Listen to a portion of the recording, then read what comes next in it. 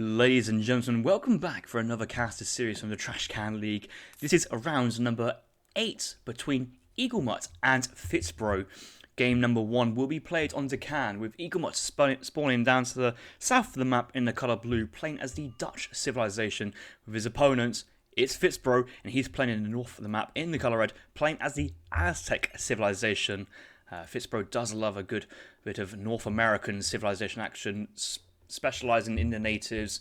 That's the Lakota, the Aztecs, the haud and the Shoshone, a bit of Inca as well.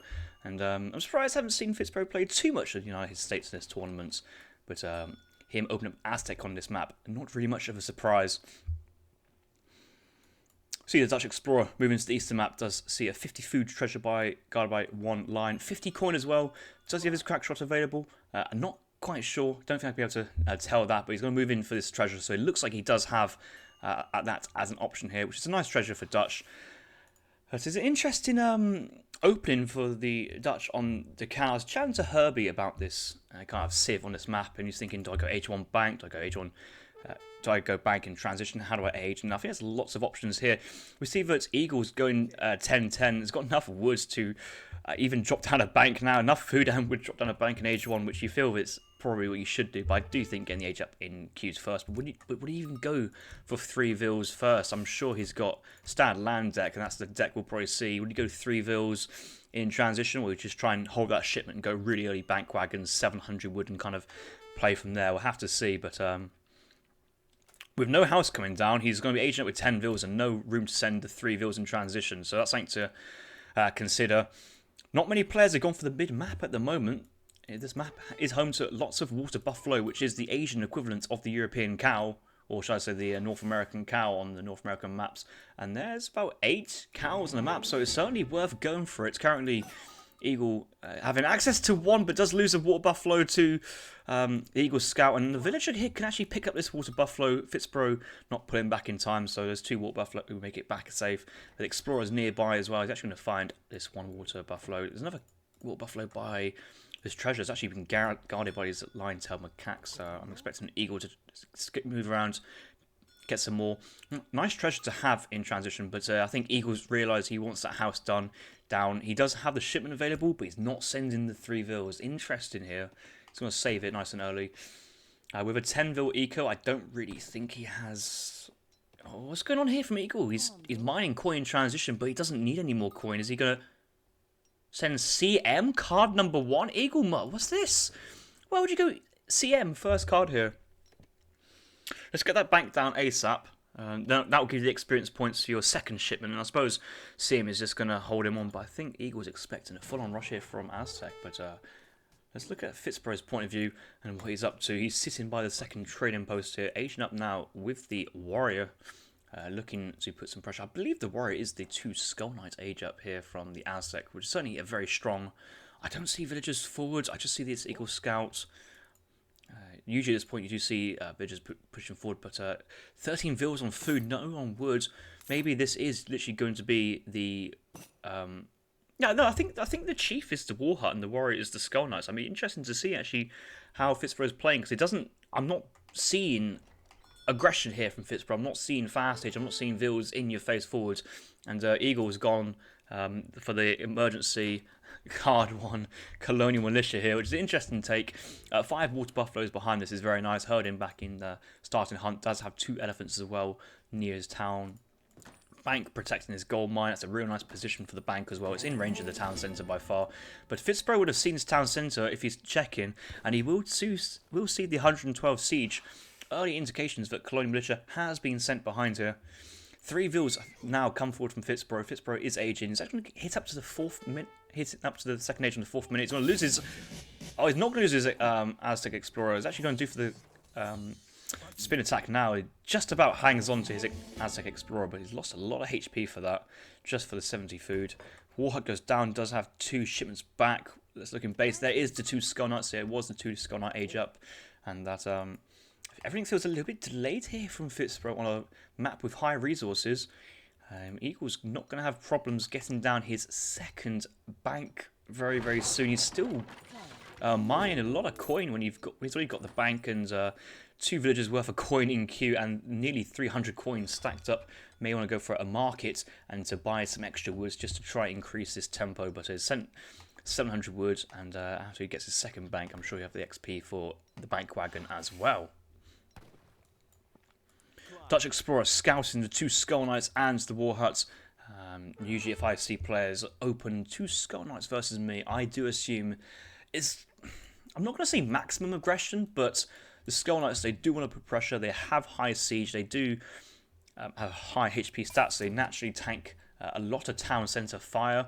Fitzbro's gone for 3 early Jaguar Prowler Knights, which I'm not too sure I agree with that one. They, for their cost, they don't represent that much siege, and he's just got himself housed behind this. He's looking to build a house back at home since 700 wood. So maybe he's going to go for a timing attack, but I don't think he needed to invest that resources into those units this early without the Mace Sultans on the field, and maybe without a batch of Puma Spearmen. Eaglemut double layering wall in front of his base. That's a really nice play, but Fitzbro sees this. He's just going to walk around because this is not too much of an extra distance, and he's currently on the market. Town centre. Is it in range? Has Eagle got this? He's just about in range, but some of these units here will be out of range of the town centre.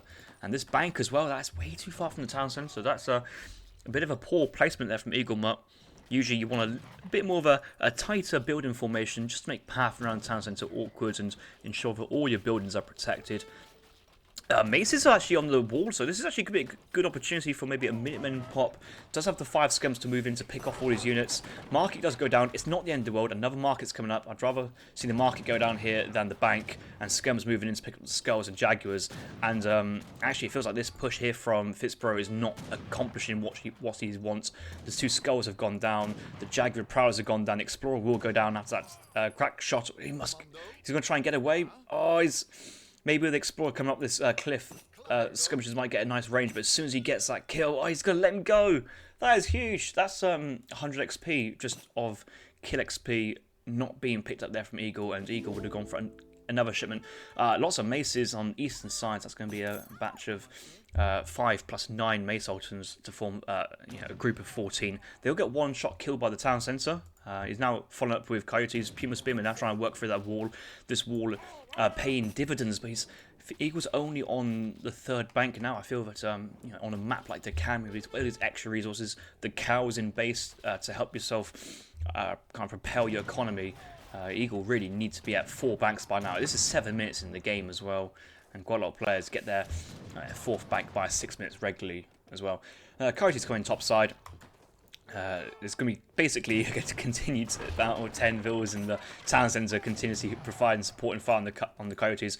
Maybe a small batch of minutes here could be working. We've got 6 villagers chopping trees here instead of maybe mining the gold and buying at the market. There's just a lot of floating resources here from Eaglemut.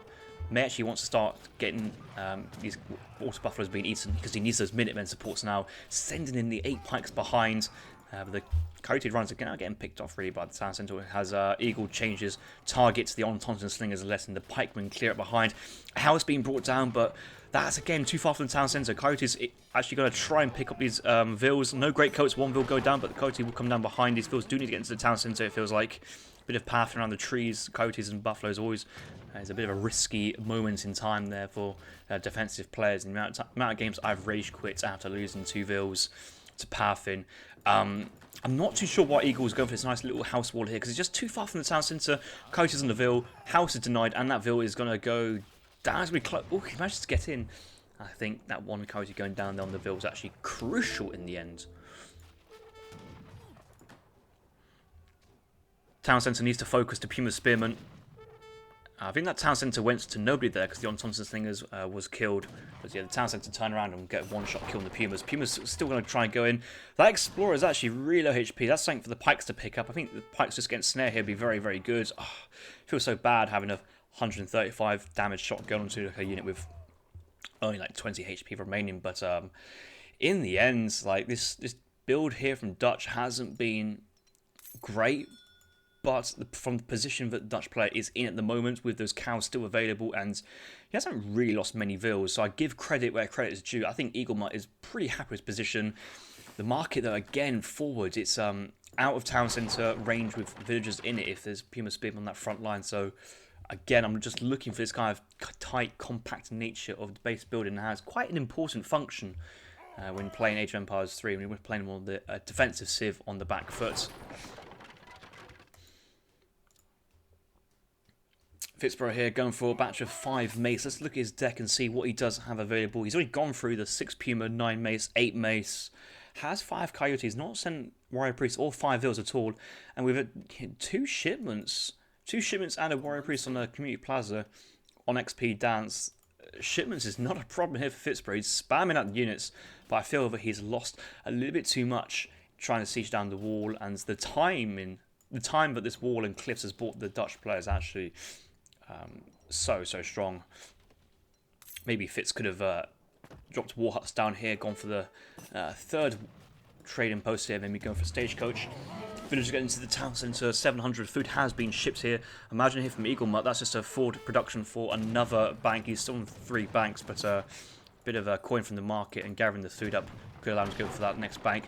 Still maintaining skirmisher production pretty decent. Coyotes out on the side, they're going for a cheeky raid. 2 coyotes far left, just keeping tabs on any villagers expanding, and Eagle Mutt is pushed into the right, but a very smart wall here, blocking off raising access to the right side, and Eagle Mutt, the only way to get into his base for the time being is on this left-hand side of the map, unless Aztec guy crosses the river over here and explores the far eastern side of Deccan. Another batch of 5 skirms coming out here, so it'll be 11 skirmishes in total. No anti-cav yet behind. Eagle Mutt now sending in 600 wood instead of maybe 700 coin. Doesn't actually have 700 coin, has the 3 hussars instead. And in this situation, I'd be tempted to consider the 3 hussars. I feel that Aztec is not done yet in their pushing. You feel that they want to come in with their coyote mace. A lot of Puma spearmen here from Fitzbro.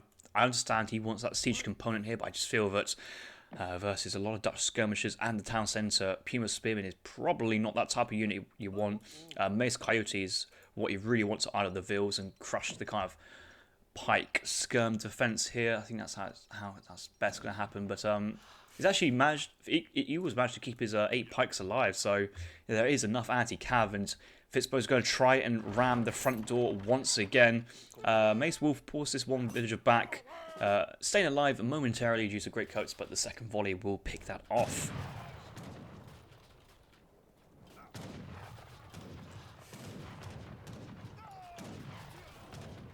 Some smart skirmisher use, just picking off units as they try to siege the wall, and Fitzbro, he's just backing off. He's sieged 5 wood worth of wall and has to retreat. Coyotes, they can't really get in the action as well. I think Fitzbro has to go around a long way here to get into Eagle Mutt's base. All this time, the banks are gathering resources. The villagers having some strong economy bonus on the coin mine due to the base gather rate that Dutch has.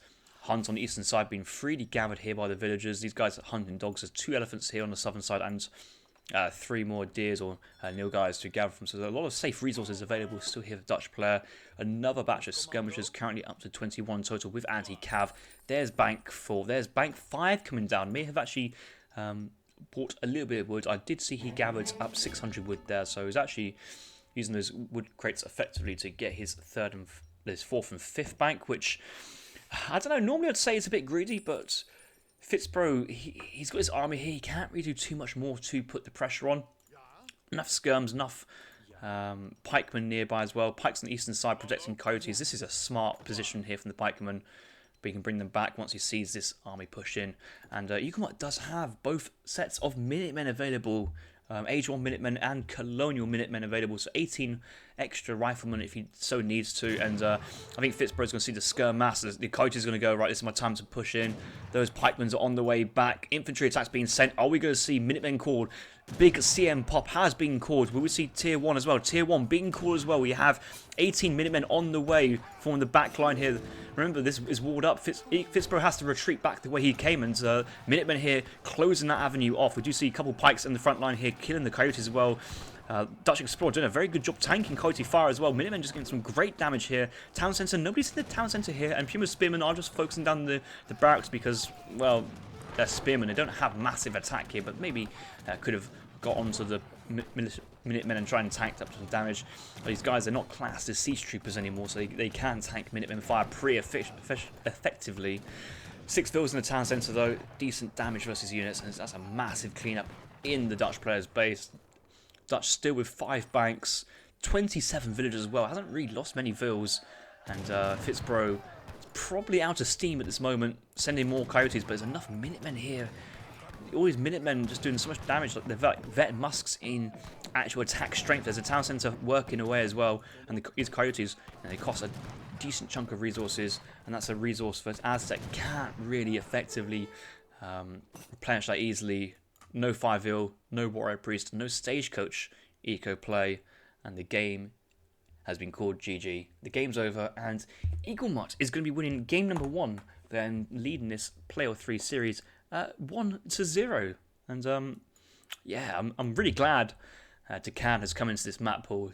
Interesting play, different sets of resources to start off with, and it's good to see how players are adjusting to playing this very uniquely different map. So look at that post game and that final fight. This is probably going to be pretty grim viewing for Fitzbro fans, and yeah, a little bit more military population, and a very smart timing on the Minutemen being called there from Eagle Mutt. Not too early, but also not too late. As soon as those infantry units were underneath the town centre, the Minutemen were called. They were out, and they were ripping the Aztec army apart. The build order from Eagle Mutt, I think it was a bit too defensive. I think Eagle Mutt could have got away with going either 3-vil or a bank wagon first. Could go bank wagon, then 700 wood, and kind of play the 700 wood card as he would normally. So you'd do barracks, market, bank, but with the extra bank wagon you would have sent before, and then the bank wagon you would have built in transition. You could get like 4 banks by about 5 minutes 20 seconds, 5:30 in that situation, and then you'd be producing units. Cows there to gather up and supplement your army a little bit better, and then send in Colonial Militia as card 3, which in some actual regular supremacy games, not on Decan, there's always this decision for your second card in the second age, which is your 3rd card in total. Do you go the bank wagon or do you go Colonial Militia? Well, here, if you went bank wagon first into 700 wood, that decision is done for you. You can then go for CM afterwards and have a strong eco and a strong defense, and that defense there from Eagle proved too strong there for Fitzbro to break. Decent remass after the initial push there from Fitzbro. I think Fitzbro really struggled with trying to break the wall or move around, and Eagle Mutt was always very diligent to try and rebuild the wall. So I do give credit there for Eagle, prioritised in tournament game, play serious, let's get defence solid, and he played on from there. So good game. We'll move on to game number 2.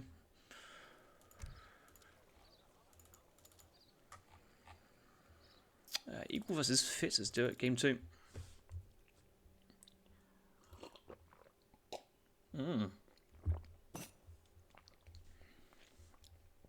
Eagle Mutt kills GG, and Fitzbro just giving the out. I will give the benefit of the doubt saying that Fitzbro did send a GG back, and it's just the game bug not showing it. However, I think Fitzbro was probably a bit... I think Fitzbro as well, I don't think he really enjoys playing against Dutch. I think he's one of those players who thinks that Dutch are critically unbalanced, unfair, too OP. Oh, he sent GG before the wreck before finish. Oh, thank you, Snooper, for paying attention to that. Yeah, Fitzbro is always a very sports player. It shows good sportsmanship is what I'm trying to say. Right, game number 2. We're on Pampas-Sierras. This is Eagle Mutt's home map, and he's decided to play in Pampas. He also won the last game as well, so he's chosen to choose his first civ as the Indian civilization, with Fitzbro trying to counter as the Haudenosaunee. Fitzbro going straight to the middle of the map. Good position here, but he hasn't seen any llamas, so this is when he should be turning back. But Eagle Mutt has kind of gone to the middle with both explorers, one going backwards afterwards, and one going deep into the Haudenosaunee territory. And he may... Oh! Fitzbro's just deleting the llamas, which he's got this Travois here. I don't think he should be deleting the Travois at all. He's deleted this one really, really early. And the thing is, the llamas are so much more impactful for the Haudenosaunee player than the Indian player. Like, it's not even... It's a 0.12 XP per second. it's quite low. You're going to need 8 to at least come close to a trading post. I think with the llamas in particular, you're going to need 9 llamas to get a trading post worth of eco. You're going to need 6 llamas to get a church, about a church income of eco, 7 llamas for a mosque in terms of XP income. So you're going to need a decent amount of llamas just to get something recognizable. Whereas, Fitzbro, he does have a farm travail in H1. He does have the ability to eat the livestock to get that food boost for him to then jump to that 3rd age really fast if he wants to go for an age kind of 3 fast fortress timing play, which I think is going to be a strong play versus India. One of the weaknesses of India is semi-FF civs, fast fortress civs. They are timing based. They like to play age 2 and like to take map. But if the opponent has aged up and has got skirmishes, maybe a couple falconets, very quickly India thinks, oh, I can't really push this, and really struggles from that position afterwards. Fitzbro, though, does manage to convert a pirate and picks up 80 wood, so nice treasure there for himself. And the pirate is actually quite scary for the Indian elephants to take on. The pirate doesn't do too much damage, but does represent a decent amount of HP, and that's going to protect the haud player behind. I'm interested to see, though, from Eagle's point of view. We are looking at his point of view. The herd in here, not the greatest. We've been focusing on the H1 play. It's actually going to herd in his second hunt. The Guanacos nice and early.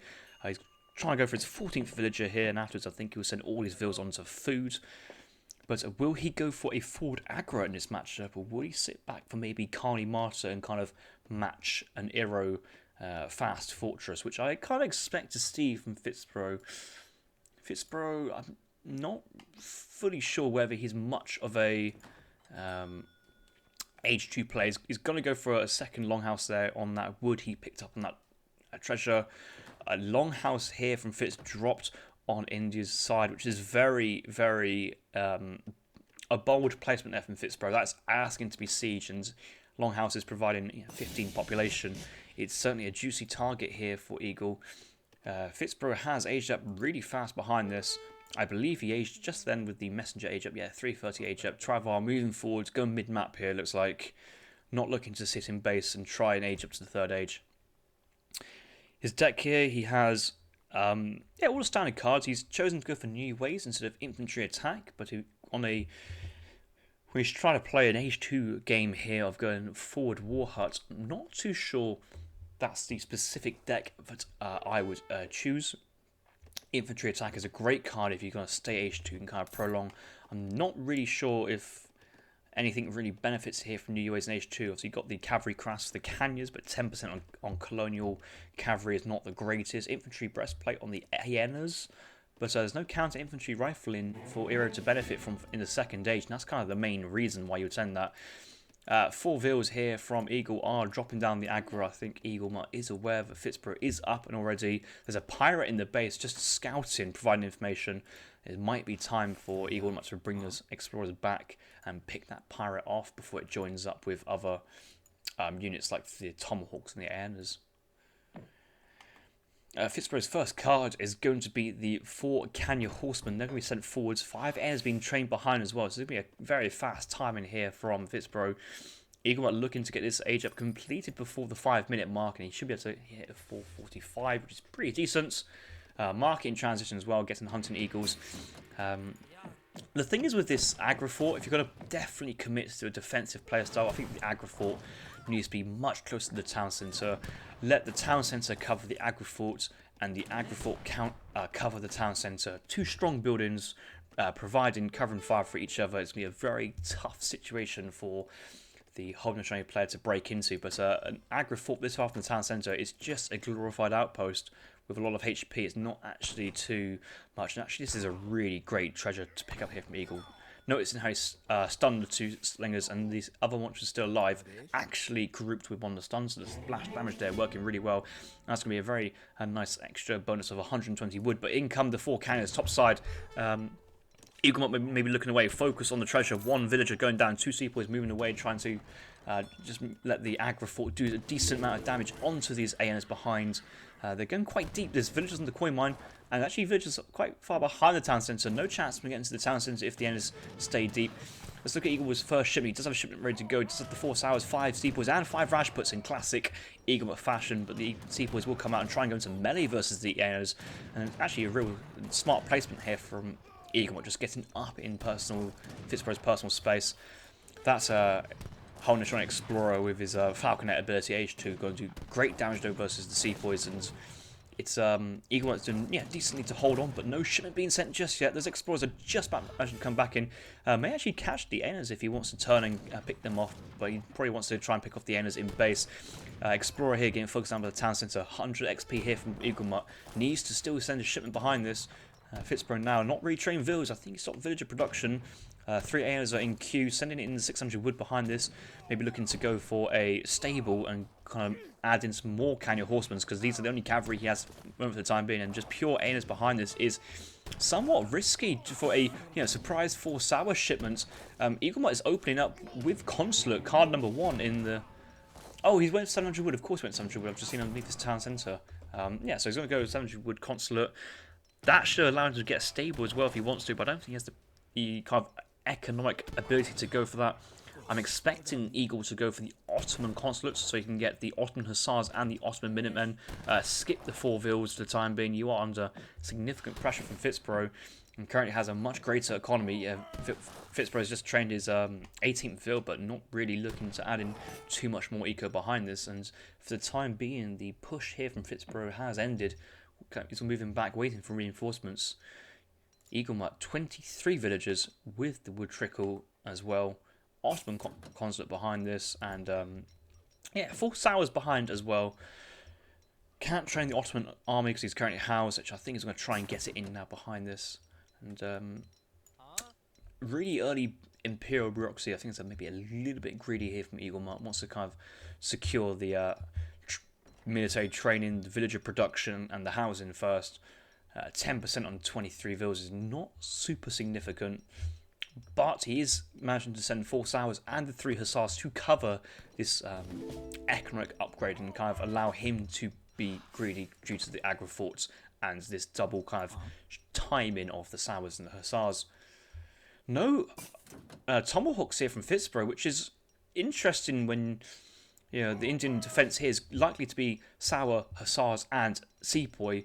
Tomahawks, they can trade well versus the sepoys, but off that much needed protection here. And Fitzbro is going deep. He's really going behind the town centre here. Eagle does have double Minutemen available. Villagers may get into the town centre, and Fitzbro doesn't really got much covering units. Here comes the 6 Tomahawks, and there's the shipment of Tomahawks. No Tomahawk big button being searched just yet. And out come the sours. These are heavy cavalry who counter Aenos very, very much so. So it's going to be, I think, a 2 prod and kill on his Aenos, and the Sours right on top of them. Aenos marching right through the middle is going to get some really bad shots on. Sepoys offering some decent cover and fire, and the Aenos are just trying to get out of there. 5-speed, very mobile units, and here come the Tomahawks, but still more Aenos. A couple of Sepoys and Hussars to tank as well. There's enough cavalry forces here just to kind of tank that heavy infantry and just pick off everything. Sepoys working well on the Tomahawks, and most of the Tomahawks going down, but still 3 sours providing major damage here from the Aenos. Hussars are very tanky, not as much damage as the sours put onto the Aenos, but all the infantry is cleaned up here. And just look at the scores. It's 8.5k for Eagle and 4.5k for Fitzbro. Fitzbro, he's essentially, it feels like he's essentially all in. He's got a market, but no market text. He's got an Isle Town Centre, 20 villagers, no 5 villager shipment. Aged up fast with the messenger, so no 3 villagers on the H2 shipments there from south. Meanwhile, Eaglemutt's in Dreamland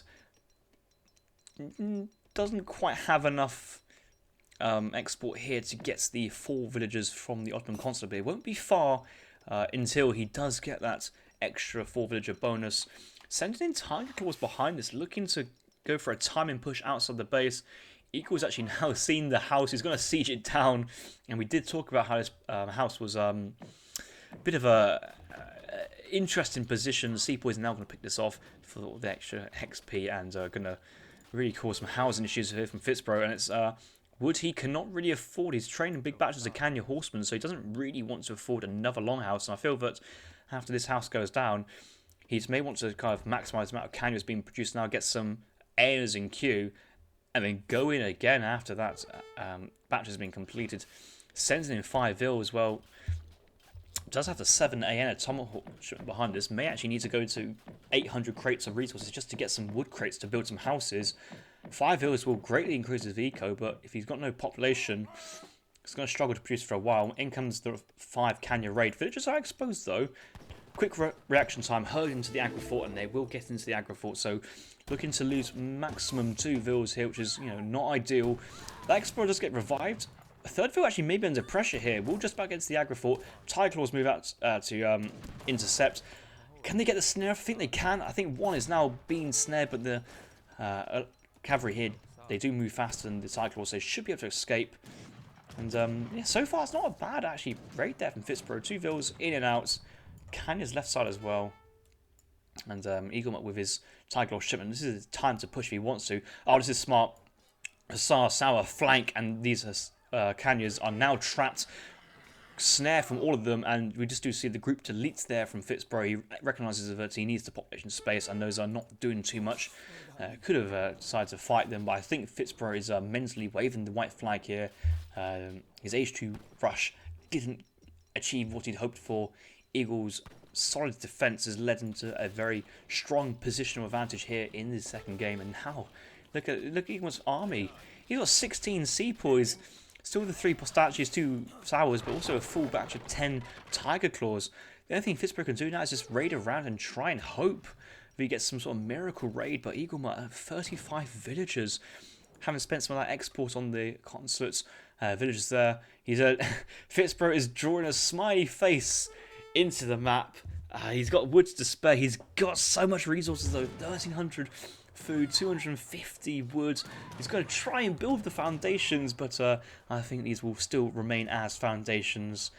Population was an issue, and pushed in with just pure ANA was also a bit of an issue here for Fitzbro. Game number 2, Eaglemutt picking up some points, and these points are crucial for Eaglemutt. He's had a bit of a tough time in this tournament. Maybe a very juicy session versus Fitzbro can allow him to climb back into the ladder and maybe avoid that wooden spoon position. So we'll have to check on the table at a later point. But Eaglemutt currently leading this series 2-0. Fitzbro looking to be having a tough time of late. Yeah, you can see the production from Fitzbro from the town centre was staggered. He really was focusing on getting big batches of ANAs, which cost 100 food. So, very expensive units in terms of the food gathering rates. And Fitzbro just couldn't afford both of that. But as the game went on, the lack of villager production early on into the game really started to hurt. I mean, Fitzbro felt like he could never really amass another army to go for a second wave behind there. 5 vills do get sent to try and recover a position, but Eaglemutt continuous vill production and not really using too much there. 1 vill going down, a bit of our time in places, and only later on the vills were being lost while he was pushing up. But yeah, Fitzbro hit a strong time in there with his Aenas, his Kanya shipment, his Explorer pushing in. Looked a little bit tough there for Eaglemutt to hold on, but the aggro fort did well, and the early batch of sepoys mixed with the 2 and Townsend's and aggro fort was enough to actually work very well, and some good micro there from Eaglemutt to go with it as well. Then was the 4 Sour, 3 Bostanchi, and another batch of sepoys all popping out from the aggro forts and consulate at the same time, catching another wave of Fitzbro's forces, the Aena and the couple of Kanyas. A couple Tomahawks were there to try and defend, and yes, a couple of Eagles units were going down, but there also were reinforcements being trained at home.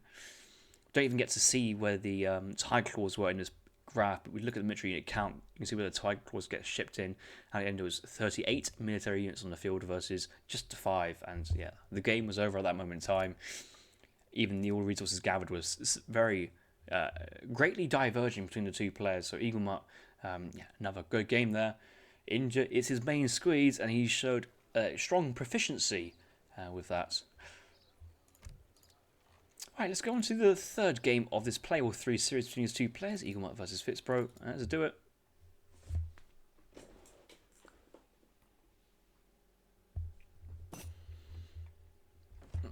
Eaglemutt seeing the wall at the end of the game and that was the smiley face wall in the middle of the map. Maybe Fitzbro trying to unlock a new cheat code by typing in smiley face in the map, but it was otherwise was funny to see. Right, final game. We get to see a very interesting matchup here. We get to see Eaglemut playing as the Incan civilization with Fitzbro playing as the Lakota, and Lakota Inca is not a matchup people see every day. Native American civs is not the kind of go-to for everyone at the moment, but having two players playing Native Americans is actually a bit of a treat to watch. So we'll enjoy this final game. Look at Eaglemut's basics. I'm going for an early Tambo here for the trading post. Obviously, the trading post offers an extra 5 population. Catch a house as well. I think there's the extra coin crate on Florida, which has been utilised here from Eaglemut to buy another batch of wood. So yeah, it's going to be the Tambo and the Catcher House to provide decent economy and that extra population space. And although Eagle, it's going to be close, I think it's going to miss this pass, which is unfortunate. That really is unfortunate. That's a shame to see, actually. Would have been a stellar start if you managed to pick up that early game XP, and that would have certainly gifted his first shipment there and then. But it's not the end of the world. I think he's looking a nightless treasure. He does have the human convertibility, so you should be able to pick up the pirates, and then the two of them can bash down the bandit blow gunner for 80 wood. But he's looking at the 100 coin treasure as well. He hasn't scouted it yet. Yeah, so you've got the bandit blow gunner as well. So he's just waiting for that ability to recharge. It takes a long time to recharge, but once that does come in, that's another 80 wood there. Unless Fitzbro with his super OP explorer map hack skills, traversing the map in seconds, is nearby. He's actually going to take this 100 coin treasure. There's a pirate. He's not far from where Eaglemut is. Fitzbro is saying this may be my last Age of Empires 3 round ever. It's been a pleasure. And I just don't know. I feel that Fitzbro loves this game too much. And I'm sure he'll be back at a later point. But I know that Fitzbro, he's been eyeing up Age of Empires 4 completely. And I understand why. So maybe this is why we've seen Fitzbro be a more of a casual series this versus Eaglemut. And I think this is a series where Fitzbro he wanted to give it a good crack. Is this a Dutch halberdier skin? That's actually kind of cool.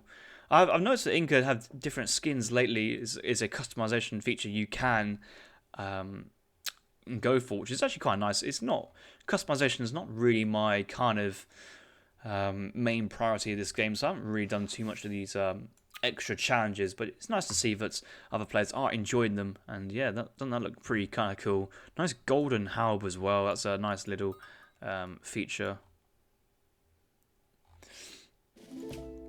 Right, let's just look at Eaglemut's deck and see how he's playing. Oh, Eagle. He's got the 2 Kalanka card in Age 2. Will we see some top tier layman here from Eaglemut? I surely hope not. However, I haven't specifically outright banned it. Because when this patch did drop, I was away on trainings. I couldn't necessarily quickly react to, the balance concerns of Inca. And let's say at this moment in time, I used a very kind of weak argument before for another balance concern. I think saying, oh yeah, at this level of gameplay, balance is not major, but the 2 Kalankas is a major balance. The amount of times I've been trashed by that is insane, and we'll see if Eagle brings it out. And I think Fitzbro playing the Lakota is the Civ can actually deal with that quite effectively. So maybe Kalanka spam is not the way that Eaglemut will want to try and play this versus Lakota, given that Fitzbro has, from the stable, great access to both the Bow Rider and the Axe Rider to deal with the Huraka and the Bolus Warriors if they want to go for those options there.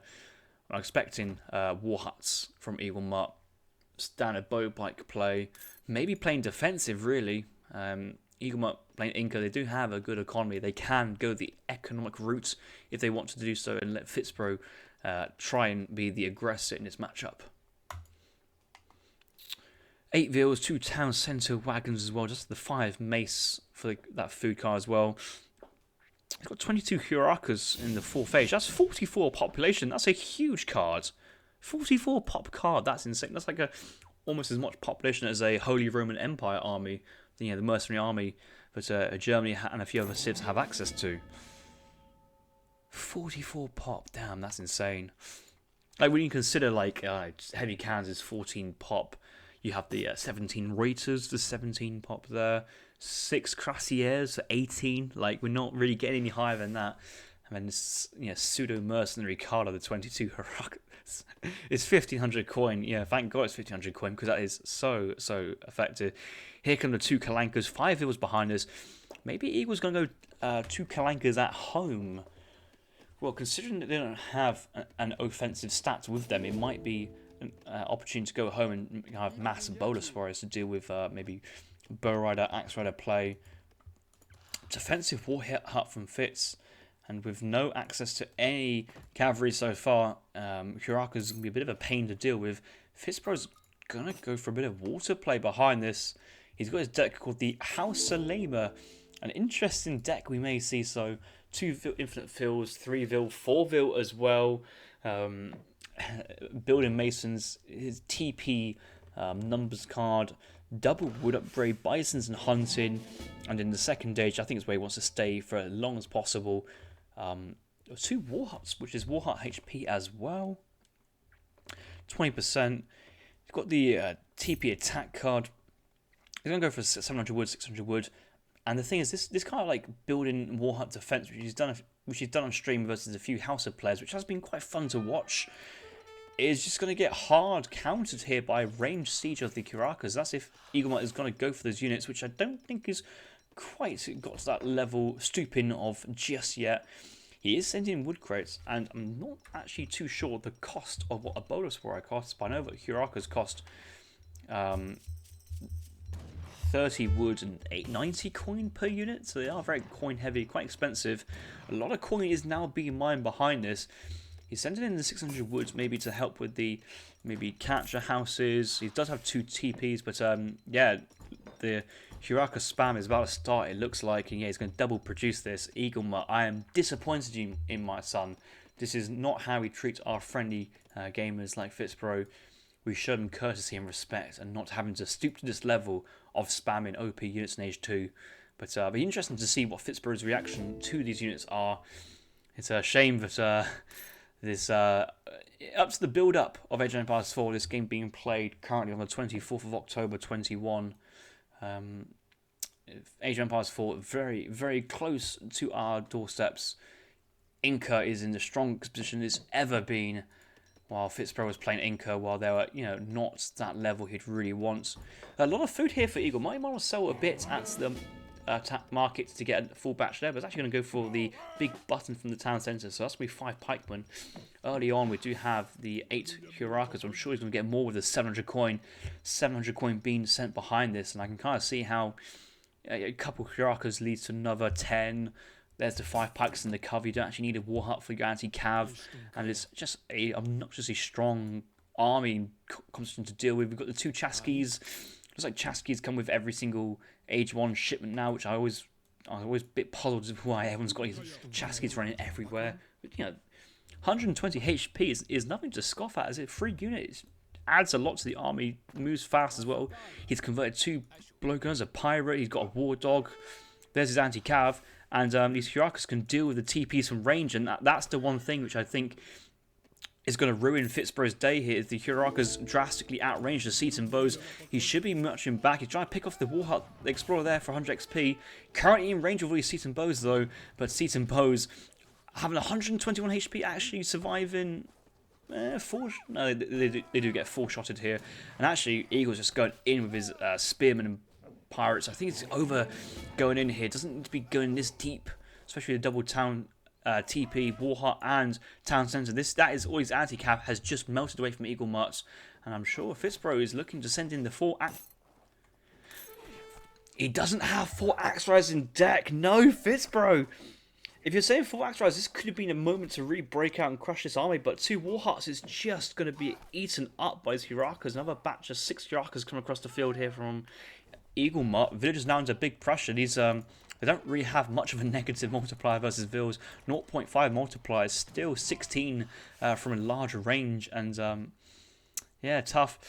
Gotta say though, this fishing boat spam here from Fitzbro is ongoing. That's a lot of eco on the water. No real answer here from Eagle. Eagle doesn't have the chin giraffe to put pressure on. He's just looking to put some pressure on from range. Again, he's losing one Hiraka here to Seaton Boat and War Hut, and it's just these minor differences. Every unit matters in these tournament games, and I'd like to see Eagle really kind of get just the awareness that every unit matters, and losing this one Hiraka here to the town centre then at the end is not great, especially because he's got 19 range. They can sit outside the range of the town centre just about if they were attacking the War Hut from this top angle here.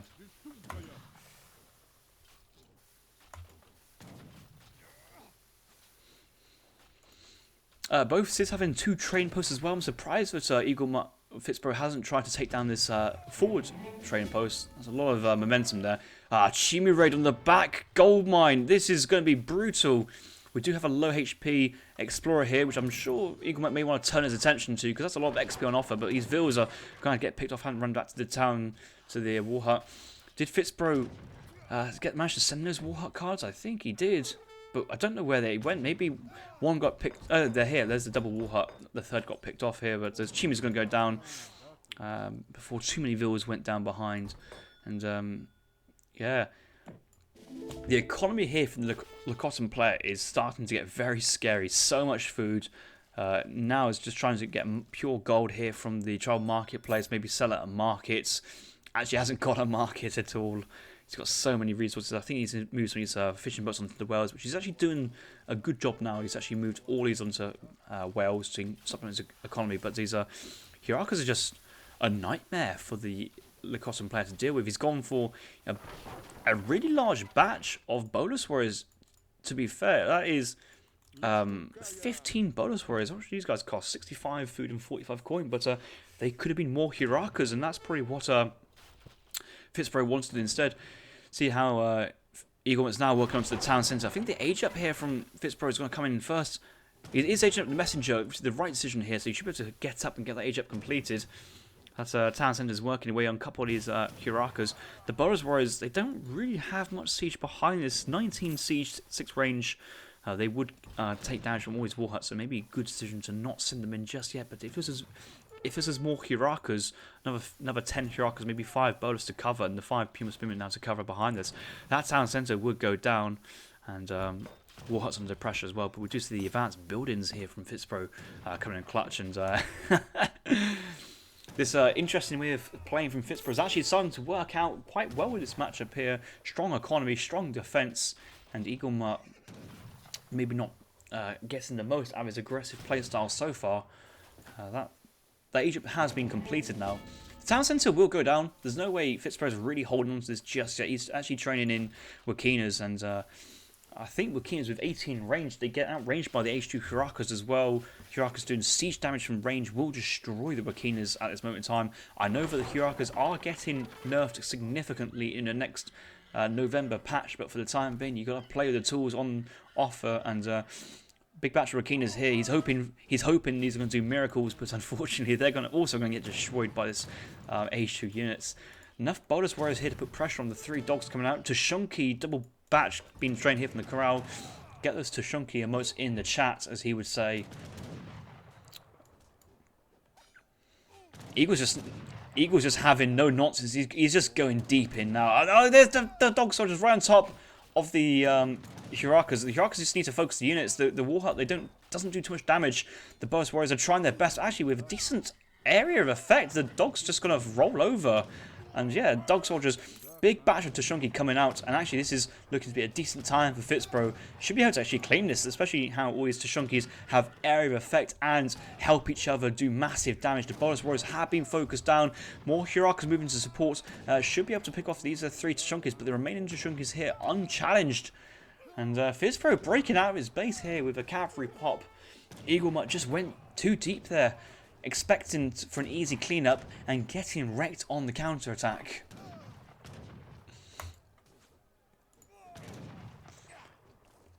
Eagle, though, himself, 39 villas with capture support. Fitzbro only up to the 37 villagers, no more town centre production behind this. a large batch of Bolus Warriors. And I think Fitzbro here is just going to be training pure Bolus Warriors behind this. Eagle might saying where he's in a poor position by going well down, but actually, with a decent Catcher House production, he does have place mines, hunter dogs, and he's actually feeling to be all right. Fitzbro, quite a lot of score is in buildings as well. He's got lots of buildings. He's now training these skirmishers, which, they do well versus pure Bolus, of course. But there's going to be some more Hurakas being trained at some point here from Eagle. He's going to have to train Hurakas after seeing these Wakinas coming out now, and well, Bolus is just going to nuke this as well. That's insane. Oh, they're going to turn on to Shunky. They're just flying everywhere. These units, man. All these Inca units are just way too strong, it looks like. But reinforced Wakinas should be enough. And Eaglemont will pull back. But he does have a War Hut for Chimi Rhino production. Chincha Bruin is now being sent. He does have 10 Catcher Houses. He does have the Kalanka as well. So he's going to have decent production. And I think Eaglemont needs to wait a little bit. Wait for Fitzbro to come onto him. And go for that counter push with maybe a Chimu Runner shipment. He had that Chimu shipment earlier. Does have potentially for... well, he's got Ranger Infantry HP, so he's got Huraka Bolus Warriors HP, which is actually going to be insane for this H2 play with the Kalankas. He's actually sending that card in behind this, starting to spam the Chimu runs, which is absolutely the right call here. I don't think Fitzbro is going to be going for any Dragoon-style units for a while, so this is going to continue this Tushunki Wakina play, and this is kind of where this Chimu Runner Bolus Huraka is going to shine through if this kind of competition continues.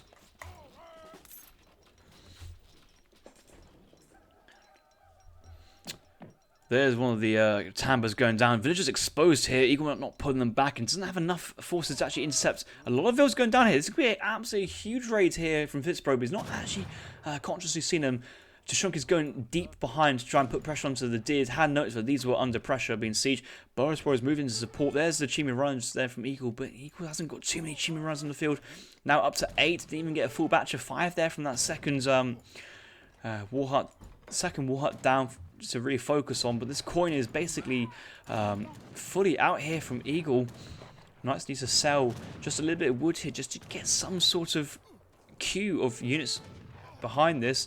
And Eagle is going to try and push the Lakota player's base. He needs to try and clean this up while it's nice and deep. He's going to go for a large batch of Puma Spearmen behind this, which is... that's not what he needs. He needs Chimi runners behind this. He has the Bolus Warriors here. He's selling wood is not ideal, but sometimes, the sale price of wood is actually pretty decent if you've been buying it in previous stages. And there's only 8 Shimus, and the Bolus Warriors going to try and go for a huge raid. He does see there is a fire dance here, so he does know that villagers are on the community pit dancing behind this. But let's look at what Fitzbro is training. 5 Burkinas, another batch of Tushunki's, but I think he's at his build limit behind here. Quite a lot of these villagers moving around at the moment. Could have been gathering up for the Dog Soldier Big Button timing, which would have been a very strong tech for this moment in time. There's just the 2 Tushunkis. Villagers hop into the coast, though. These guys, they don't have enough range to really put pressure onto the fishing boats. That's what the Hurakas would do. And the Huraka production here from Eaglemont has just basically stopped with no real intention of carrying them on again, which he does need those units. They are strong units. Just because a couple Wakinas and Cav are out doesn't mean to stop the production of those strong units. And certainly Puma Spearmen here, not that scary compared to Hurakas with the range that they have.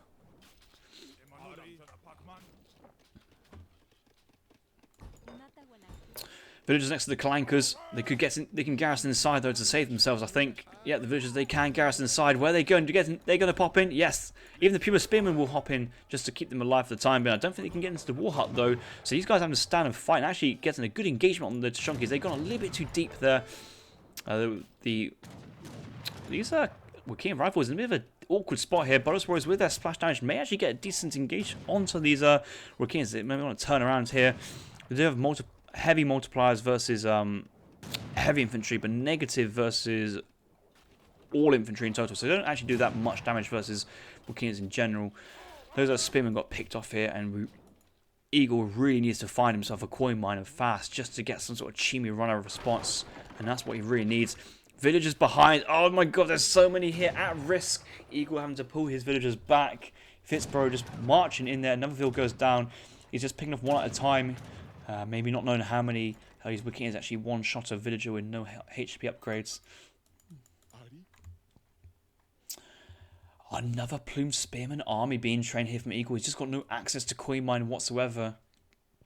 Boris Rose on top of the Wakinas though. The cavalry's gone away and there's a lot of units nearby standing fire, and yeah, he's got to get some decent picks. Plume Spearmen are chasing behind, but the Boris Warriors again, they're going to find the cavalry. I suppose these do capture actually the Tushunkis as well, but you really want the Spearmen blocking the Tushunkis, and the Boris Warriors are firing from range. They don't want to be in hand combat here, and it's going to be a bit of a mess here. I think in the end the Incan army is going to do just about enough, but losing this many Boris Warriors is not really what you wanted. They are expensive, and the Tushunki army is just being destroyed by the Plume Spearman, and that is a surprise engagement there from the Lakota player, and Inca is going to feel pretty happy for how that went in the end, able to remass afterwards. There's the Dog Soldier, big button, but he's lost the army to go with it as well. That's a shame.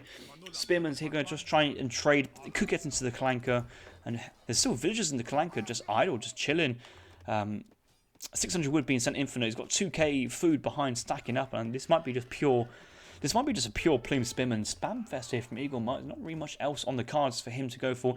Chimu's trying to intercept, but they don't snare. I don't really want him to lose Chimus to these dog soldiers like this early. Yeah, the dog soldiers just so much stronger. Here come the rifle riders to assist. And the bonus boys actually going to have a great time versus the rifle riders. And they're getting nice and deep again. Puma spearman touching everything. These cavalry units going down. Fitzbro not really waiting for adequate reinforcements. But the rifle riders focusing down the plume spearmen very nicely there, and will manage to basically pick off. But most of these dog soldiers are heavily damaged, but none of them going down just yet. God, this has turned out to be a very interesting game. The only thing that Eagles has access to now is the 600 wood, and could go docks now.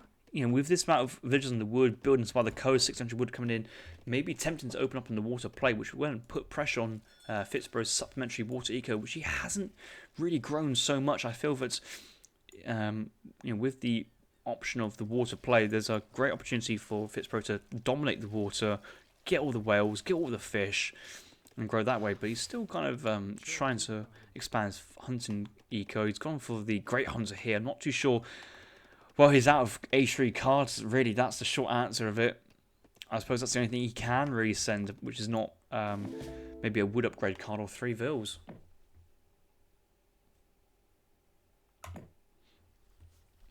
Eagle's saying this ain't looking good, and yes, if you're an Incan player going for H2 Kalankas and losing, the game is certainly not looking very good at all. Looking very, very poor. But now going Jungle Bowman here from Eagle Mum. Not really too sure what units he's wanting to try and find here from Fitzbro. Maybe he's expecting more Wakinas, but Fitzbro is certainly a man of the cavalry. Now going for Axe Riders behind. No cav cards in H2 is a bit of a bummer here from Fitzbro. That is a bit of a shocker to have, not having your main civilization bonus strong cavalry, not having cav attack, cav HP. Axe Riders are being trained behind this, and if Eagle might just carried on, he's still not on a coin mine. Is he on a coin mine? No, he's not on a coin mine at all. He's just neglecting to go for any coin whatsoever. Taunt 31 from Fitzbro, suggesting he may want to go for a push in at some point, but he's not going to just yet. And Eaglemutt's just letting Fitzbro play this game how he wants to go for it. Town centre on the coast, next to trees, and maybe a couple of turkeys if we're going to be lucky to say that is a sustainable food source. First docks come down, and has Eagle got any vision on the coast? No, not whatsoever. So no idea that Fitzbro's on water. I think that's going to be Eaglemutt's undoing this game, is not really knowing that water presence there is there. Carter with Joe saying Chimu snare since the last patch. Yes, you're absolutely right in saying that. Chimu do snare, and that is my bad. Fitzbro's asking Eaglemutt what's he doing, and yeah, Fitzbro taunting his opponent, but to be fair, it is Eagle who has to push out. He lost so many villagers behind previously. Fitzbro at 43 vills, and Eaglemutt's now on to 30. Eaglemutt saying he's going water. Fitzbro too late. The banter between these two is real. It is good to see. And Eagle, I think he's acknowledges that this hasn't gone too well, and I think, yeah, the early push, he went a bit too heavy on the bowlers. Could have gone for more Caracas. Was being a bit too tentative of how he was pushing earlier on. And, yeah, Fitzbro just hanging on with advanced buildings. Oh, here comes a full elite axe rider dog, elite rifles, cav combat. There's a lot of plume spearmen though, so he doesn't have to dive in. He's just moving around. We'll see 3 villagers and go, thank you very much. Inca Explorer as well is a little bit forward as well. And Eagle Mutt, I think he sees this army. He's like, oh, actually, you've actually got a lot of rifle riders which will rip through my spearmen. The bows, unless they're firing onto the rifle riders, are basically doing no damage at this moment in time. Big batch of spearmen coming from this blockhouse as well. Okay, they want us on the wrong side. A bit of a choke point as well. Fitzbro wants previously getting his army cleaned up by engaging in a poor position, but the rifle riders here providing a superb amount of damage from the back line. Bowman's actually going to go do pretty well. The bows are firing onto the rifles. Maybe there was a bit too much of a volley there onto the Explorer, but Spearman nearby, they're going to get back into the action. Another batch of Spearmans are being trained, but he's got no food income now. He's out of food. He's gone through all that 2k food he had locked up, and the Plume Spearman going to get wrecked by the rifles. Axe Riders moving to clean up, and surely Fitzbro's now winning the game, and yeah, Eagle calling the GG. And Fitzbro has another habit of just looking like an absolute god when he plays Lakota, and he will pick himself up a valuable point there. Another series, Fitzbro's picking up a point, always picking up points here and there and everywhere.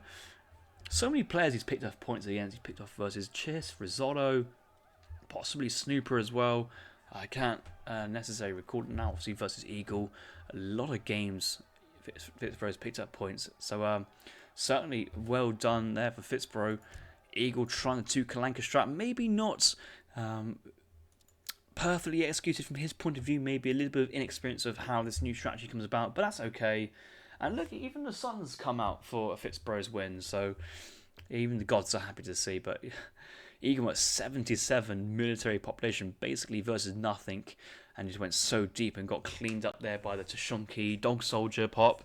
And yeah, Eagle Mutt just, I think Eagle Mutt, the tip I'm going to give Eagle Mutt is make the most of your units and make the most of your situation. Don't over kind of exaggerate your position. I think Eagle thought he had the army, he can just walk straight in, right underneath the war hut, killing units pop out, but actually it was a double Tashunki and 3 dog soldiers right on top of the Hurakas of all. It wasn't the bonus warriors in front tanking for the Hurakas to fire from behind. I mean, to be fair, cavalry touching any of those units and they just fall over. The bonus warriors, they are anti-cav, but they are dragoon-style units. They don't want to be in hand combat versus dog soldiers in particular. And that's where the couple of Chimney Runners and Plume Spearmen would have been great defense. And we did see on that first kind of play in there from Eagle that he kind of let go his early 5 Plume Spearmen. They just went underneath the town centre, seating bows backed by TPs, and just threw away with anti-cav. Where if he had kept those 5 Spearmen, 6 Chimneys from that shipment he had, he lost those actually trying to go for a raid, didn't actually get too much done with them. Would have had enough to protect and form a meat shield in front of his Hurakas and bullets, and then that damage would have ripped through and destroyed. So that was where the game was basically lost there. Fitzbro with his little bit of a meme strategy, his House of Lame strategy, has actually picked off a victim here. So credit where credit due, showing a bit of intuition, innovation, and good execution as well. Fitzbro picking off that win. And in the end, the resources were going towards Fitzbro's way. Eagle just spamming units just to try to hold on, but just losing so many. And the villager raid at the end on that Queen mine was huge. Eagle lost the town centre as well. I just couldn't really... He's never got access to a Queen mine behind, again, which was basically his downfall. Not having access to being able to train the Bolas Warriors or Chimney Runners was a bit of a shame thing. So, yeah, good game for that. I'm going to end this series as well. So thank you for watching. If you're watching on YouTube, make sure you subscribe. Follow the playlist so you get to see all of the series from this tournament, from all your players, all the rounds that I've casted. I'm not unable to cast all the series. I did miss last 2 series of Alligator, and I know that Fitzbro has casted quite a few series as well. And Risotto at the end saying, oh, Eagle has won a series. Yes, Eagle has won a series. So we do say well played to Eagle. Yeah, this game didn't go his way, but the other two were certainly very clinical for himself as well. So yes, I'll see you guys at a later point. Thank you for watching.